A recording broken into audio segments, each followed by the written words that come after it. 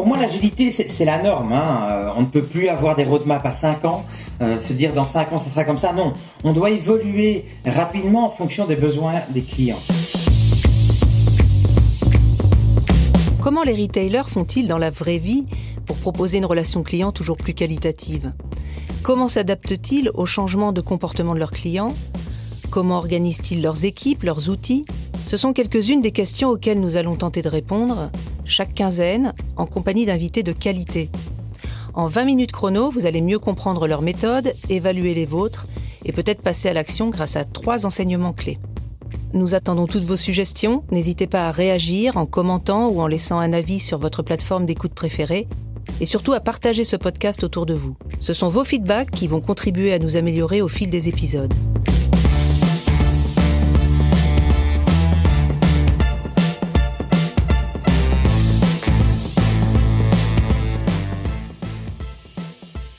Bonjour à toutes et à tous, je suis Sandrine Matichard, analyste. Je suis Hicham Sejawani, directeur marketing Europe du Sud de Zendesk. Nous vous souhaitons la bienvenue pour ce premier épisode de notre série podcast Retail Agile. Alors Shams, quel est l'objectif de ce podcast ? Avant de répondre à la question, j'aimerais revenir au constat de départ qui tient en quelques mots. La volatilité, les nouveaux comportements des consommateurs et l'expérience client. Chez les retailers, les 3 combinés ont créé un cocktail doux pour certains et plutôt amer pour d'autres. L'objectif principal est de passer 20 minutes ensemble pour comprendre, analyser et surtout partager les conseils pratiques des grands acteurs du retail pour offrir une meilleure relation client. Allez, c'est parti pour ce premier rendez-vous de l'agilité dans le retail.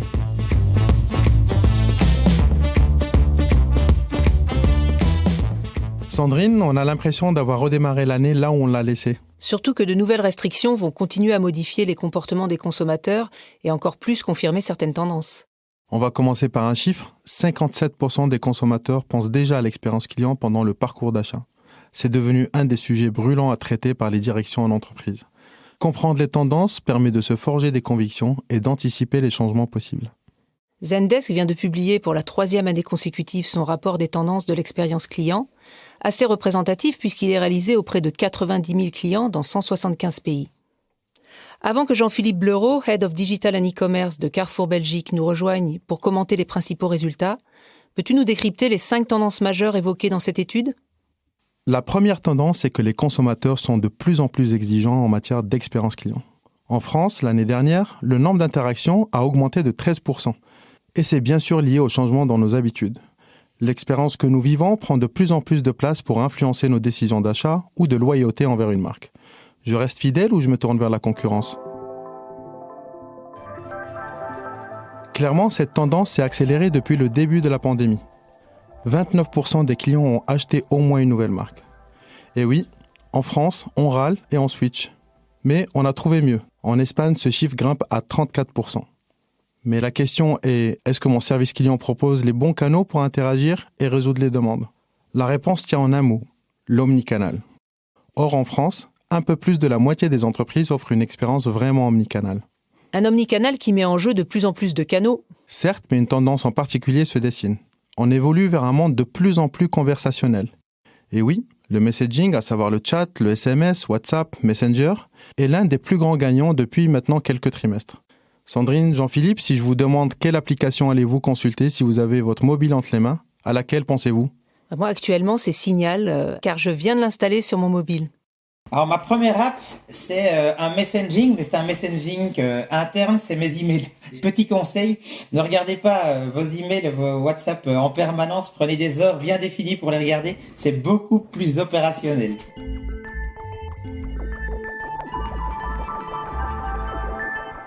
Un chiffre clé, 48% des entreprises interrogées ont ajouté une application de messaging pour interagir avec leurs clients. Comparé à des canaux traditionnels comme le téléphone, l'avantage principal est l'instantanéité, mais surtout la possibilité pour les agents de mener plusieurs conversations en même temps, ce qui réduit le temps de réponse aux tickets et augmente la satisfaction. Chez Back Market, par exemple, WhatsApp a permis de personnaliser les conversations clients et de répondre 5 fois plus vite que par le canal email. Alors comment faire pour mettre en musique tous ces points de contact ? Ça nous amène à la 3e tendance, et non des moindres, le point de bascule digital dans l'expérience client, ou tipping point pour les plus anglophones. Sandrine, Jean-Philippe, ça y est, on l'a finalement atteint. Ça fait des années qu'on en parle. La pandémie, le confinement et les nouvelles normes sanitaires ont eu raison des entreprises les plus récalcitrantes qui ont dû intégrer le digital dans leur stratégie. 2 décisionnaires sur 3 ont déclaré que la pandémie avait accéléré leur adoption des technologies. Qu'est-ce que ça veut dire ? Par exemple, pour les retailers, il s'agit de réconcilier l'e-commerce et le magasin.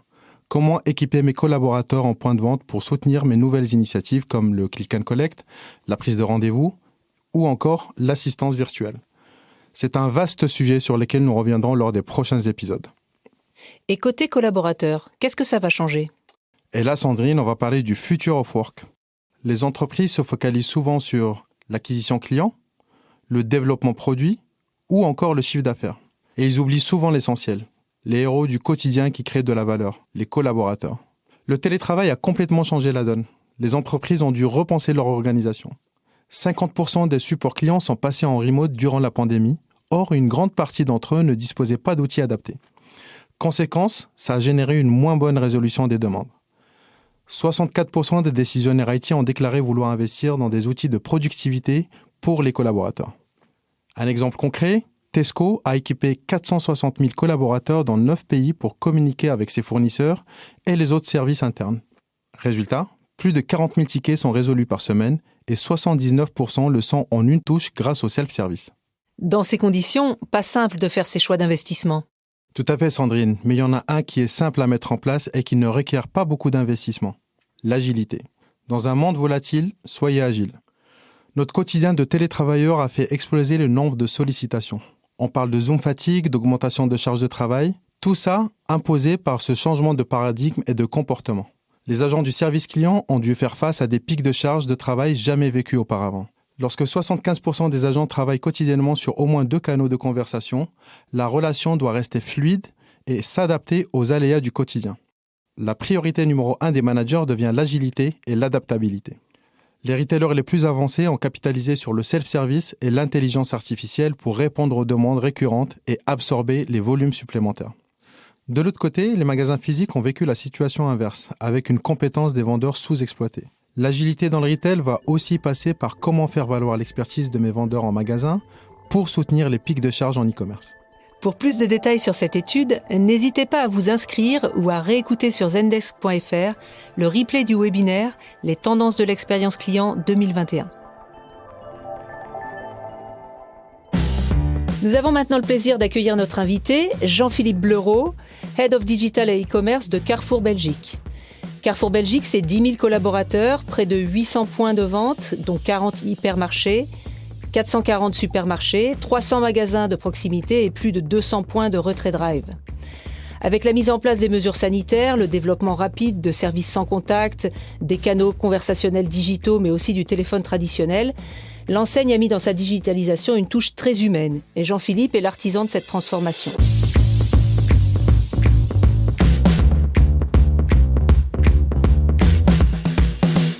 Jean-Philippe, bonjour. Bonjour à toutes et à tous. Quels grands enseignements tires-tu des différents événements que nous avons vécus en 2020 et de leur gestion au niveau de la relation client ? Oui, la première vague fut très importante, comme la troisième. La troisième, c'était la fin d'année, la Saint-Nicolas. La première vague, c'était en mars. Et en mars, on a vu le nombre d'interactions avec notre service client doubler. On est passé de 18 000 communications avec nos clients jusqu'à 30 000 sur le mois de mars. Donc rapidement, on a dû augmenter le nombre d'agents pour pouvoir répondre à ces attentes. On l'a augmenté de 30%. Et puis ensuite, on a dû se concentrer sur certains sujets. Mais sur quels sujets ? On a regardé rapidement les données et on s'est rendu compte que les clients avaient beaucoup de questions liées au e-commerce et au drive. Et en effet, nos plateformes étaient inondées de nouveaux clients, de clients qui n'avaient jamais fait leurs courses en ligne auparavant, et il a fallu leur répondre. On a eu pas mal de soucis liés à des lenteurs, à des erreurs sur le site. Les slots n'étaient plus disponibles, on avait beaucoup trop de commandes en attente, et certains produits n'étaient même plus disponibles. On a directement réagi et on a concentré l'ensemble de nos forces sur ces problématiques afin de répondre à ces clients. Je dois vous dire, la communication et la transparence étaient vraiment 2 mots-clés suite à ces pics. Parce qu'il est primordial de transmettre la bonne information via le bon canal, le canal que nos clients choisissent, afin de les rassurer et de les informer au mieux. Et On est en train d'analyser ces tendances et on remarque que les communications avec nos clients s'intensifient. On n'est plus dans un pic, mais on a quand même 15 à 20% d'interactions en plus. Je pense vraiment que le conversationnel est une tendance de fond, et le conversationnel, je dirais même plus le conversationnel marketing, il va falloir de plus en plus prendre en compte cette vision des choses et d'intégrer le service client en faisant partie intégrante de la chaîne et de la journée du client. Parmi les tendances de 2021 figure l'exigence de l'agilité pour les retailers. Alors comment être plus agile et surtout le rester, et quelles sont selon toi les clés de réussite ? Oui, pour moi, l'agilité, c'est la norme. On ne peut plus avoir des roadmaps à 5 ans, se dire dans 5 ans, ça sera comme ça. Non, on doit évoluer rapidement en fonction des besoins des clients. Les cycles économiques sont de plus en plus courts. L'agilité, c'est pas une méthodologie, c'est un vrai état d'esprit. C'est un état d'esprit où l'humain est au centre du processus, et je pourrais vous résumer ça par 3 mots-clés peut-être. La transparence, le feedback et l'amélioration continue. La transparence, c'est vrai qu'il faut communiquer entre les équipes et vers nos clients de manière claire et efficace. Le feedback, laissons toujours le client décider. Laissons-nous guider par le client. C'est lui, en définitive, qui aura raison. Donc, demandons des feedbacks à nos clients. Mettons en place des fonctionnalités opérationnelles, quelque chose qui est utile pour lui, qui va faire avancer les choses. Et l'amélioration continue, on doit lancer des petits projets et les faire évoluer en fonction des retours de nos clients, guidés par les data, par les verbatims des clients. On doit accepter le changement, plutôt que se conformer à des plans sur des longs termes. Il faut cet esprit agile. En parlant d'agilité, certains retailers se sont adaptés et ont accéléré leurs offres de services alternatives en proposant click and collect, rendez-vous en magasin, visite virtuelle, etc. Selon toi, que va-t-il rester de ces nouvelles pratiques à long terme ? Je vais peut-être te donner un mot-clé. Et le mot-clé que je vous donnerai aujourd'hui à tous, c'est télétravail. Le télétravail, c'est un paramètre qu'on peut rajouter sur nos personas existants, et qui va tout changer. Le télétravail, ça implique des canaux de conversation différents, puisqu'on est à la maison, on est devant nos écrans, on est sur notre mobile, et donc les conversations digitales vont s'intensifier inévitablement, mais aussi la manière de livrer les choses, de proposer nos services. Hier, on me demandait de toujours livrer nos clients après 18 heures. Demain, et déjà aujourd'hui, il n'y a plus d'importance. On peut me livrer à 11 heures du matin, je suis chez moi, je télétravaille quelques jours par semaine. Ça va changer, ça va optimiser aussi notre chaîne de livraison, parce qu'on peut être beaucoup plus efficace avec ce mot-clé, télétravail. En corollaire, comment vont évoluer, selon toi, les missions des équipes en magasin, puisqu'il y a encore effectivement et heureusement beaucoup de monde ? Mais je crois que le digital est une vraie opportunité.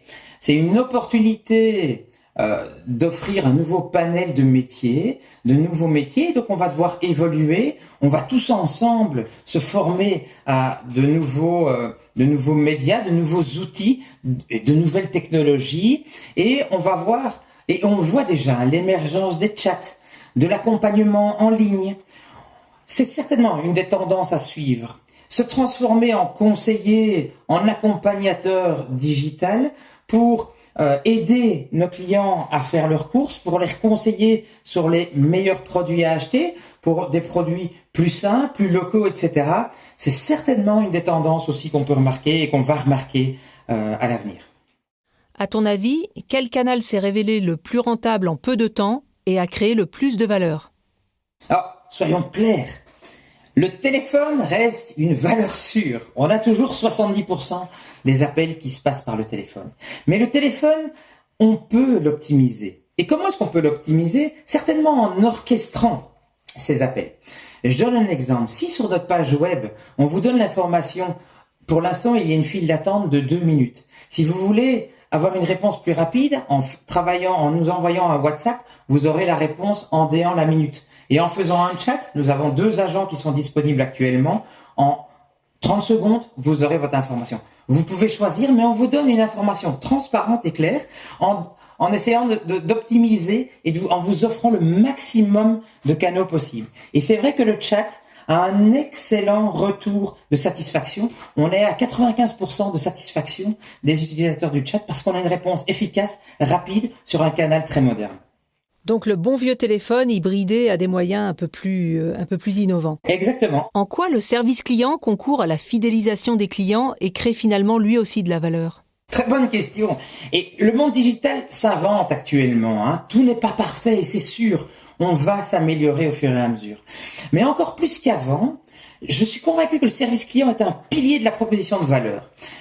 Dans la journée du client, c'est un des éléments essentiels.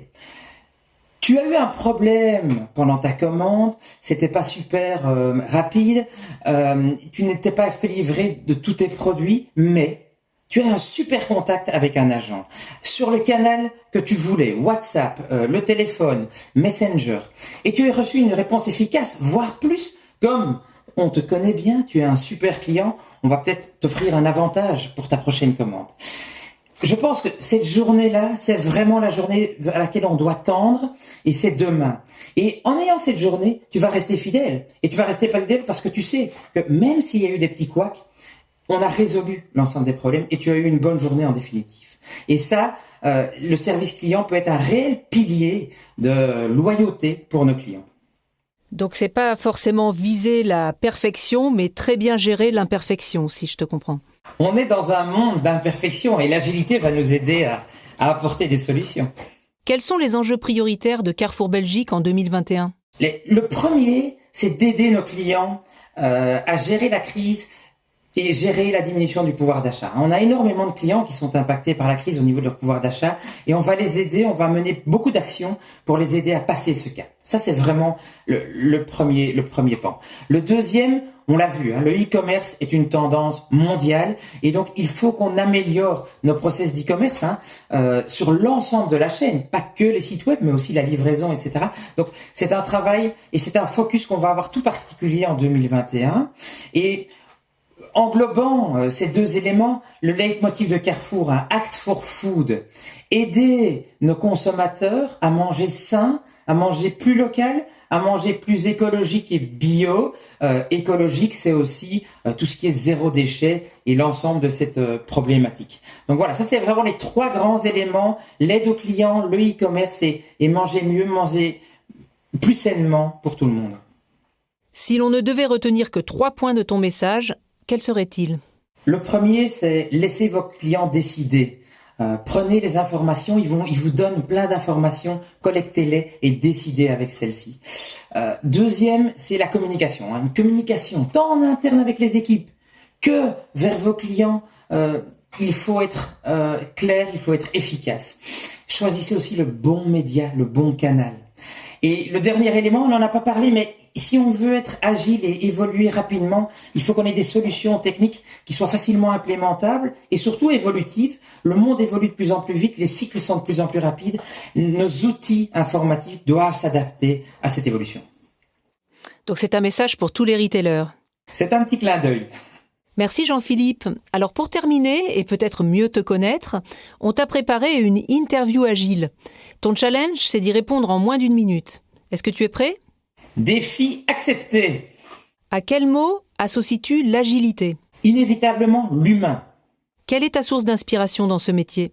Alors, j'ai plein d'hommes et de femmes qui sont extraordinaires, mais sont vraiment nos clients qui m'inspirent au jour le jour. C'est mes discussions avec eux qui nous permettent d'aller plus loin et d'avancer. La dernière découverte qui t'influence au quotidien ? Alors, ce qui m'influence au quotidien, c'est mon jogging. Je me suis mis au jogging avec mon équipe et les applications de sport et de musique, j'écoute de la musique, c'est ce qui me fait réfléchir. On sort des sentiers battus. Je pense qu'il y a beaucoup à apprendre des autres secteurs. N'hésitez pas à regarder ce que font les autres secteurs. Ça va nous permettre aussi d'évoluer. Et quel secteur plus particulièrement ? La musique et les applications de sport, ça donne beaucoup d'idées. Ils sont déjà en avance sur nous par rapport au digital. Ça vaut la peine de regarder ce qu'ils font. Quelle est ton app préférée en ce moment ? Alors, j'en ai pas une, j'en ai peut-être deux que je peux te citer. La première, on est en confinement et donc j'ai besoin de sortir, j'ai besoin d'aller dehors et j'utilise Strava pour courir. Donc n'hésitez pas à me rejoindre sur Strava, ça me fera toujours plaisir. La deuxième, c'est TikTok.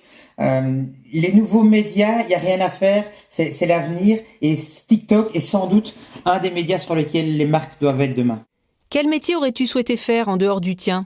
Ouais, j'aurais voulu être un artiste. Challenge tenu. Merci Jean-Philippe. Merci à toutes et à tous. Excellente journée et bonne année 2021. C'est la fin de ce premier numéro de Retail Agile. Merci d'être resté avec nous jusqu'ici.